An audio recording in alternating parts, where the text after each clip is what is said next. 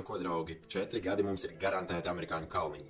Viena mēneša laikā Trumps ir izdarījis to, ko demokrāti 8 gadu laikā nav spējuši. Kāds šausminās, Trumps ir atstājis Eiropu Krievu rokās, bet stāsts šeit ir pavisam savādāks. Trumps ir pateicis, ka vispirms ir jāsakārto sava iekšējā politika, ko viņš arī pat labam dara. Viņš pārskata visus šos te izdevumus, kas ir bijuši pēdējo gadu laikā Amerikai, un tur atklājās ļoti netīras lietas. Tika sponsorētas dažādas iestādes, kuras varētu pat saukt par teroriskām iestādēm. Un puse naudas, ko amerikāņi deva Ukraiņiem, pats Zelinskis ir atzinis, ka viņš nezin, kur šī nauda ir aizgājusi. Un pēdējo dienu ziņas atklāja to, ka šie demokrāti šādā veidā atmazgāja naudu, ko sūtīja uz Ukrainu, un Ukraiņas sūtot atpakaļ tātad paši savā kabatā. Ir gaidāmas ļoti liels tiesas prāvas, ir gaidāmi ļoti interesanti notikumi. Arī šeit pat Latvijā ir gaidāmas ļoti lielas izmaiņas. Tā varētu saukt šo laiku par juku laikiem. Trumps ir norādījis uz to, ka Eiropai jāsāk pirmkārt ar savas iekšējās politikas kārtošanu, pirms viņi sāk kritizēt Krievus, tos pašus amerikāņus. Pat labam ir tā, ka bez Amerikas palīdzības mēs Krieviju nevaram uzveikt. Un šis te miera līgums Trumpam ar Putinu, tas ir pats labākais līgums, kāds var būt. Protams, tie, kas nav iedziļinājušies šajos politiskajos procesos dziļāk, viņiem var likties, ka Trumps ir atdevis Eiropu Krievijai.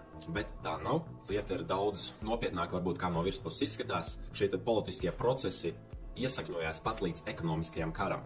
Un tas ir vienīgais veids, kā varam mēs kaut kādas izmaiņas nest pasaulē. Šis karš ar ieročiem ir pārāk netīrs, asiņains. No lielvalstīm cīnīties ar atomu ieročiem, tas jau ir pasaules gals. Kā redzam, pēdējās dienās arī valdībā notiek svārstīšanās.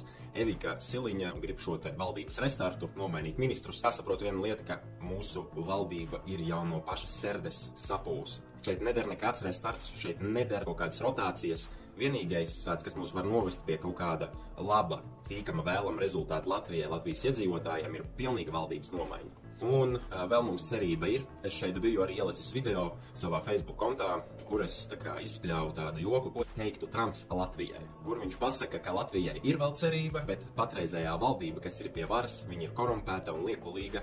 Ar tādu valdību Trumps nevar sadarboties. Bet bija tādi, kas pastāvēja par Trumpu arī tad, kad viņš nebija prezidents. Mums vēl ir cerība. Tātad, ja šie cilvēki nāks pie varas, tad viss vēl ir salabojams. To es arī mums novēlu, lai mums šī cerība nepaliek vienkārši tikai kaut kāds sapnis karstā vasaras dienā, bet paliek mums šeit Latvijā kā realitāte. Cilvēki ieslēdzam smadzeni, domājam, iedziļināmies šajos politiskajos procesos, jo mēs esam tie, kas veido valsti. Ne jau politiķi, bet pirmkārt mēs esam ievēlējuši šos politiķus, tāpēc izsveram, kurš ir šis politiķis, kurš stāv tiešām par valsts interesēm un kurš vienkārši spēlē šo kā līdzīgi demokrātiju, korupcijas spēlīti. Jauku visiem dienu, vakaru!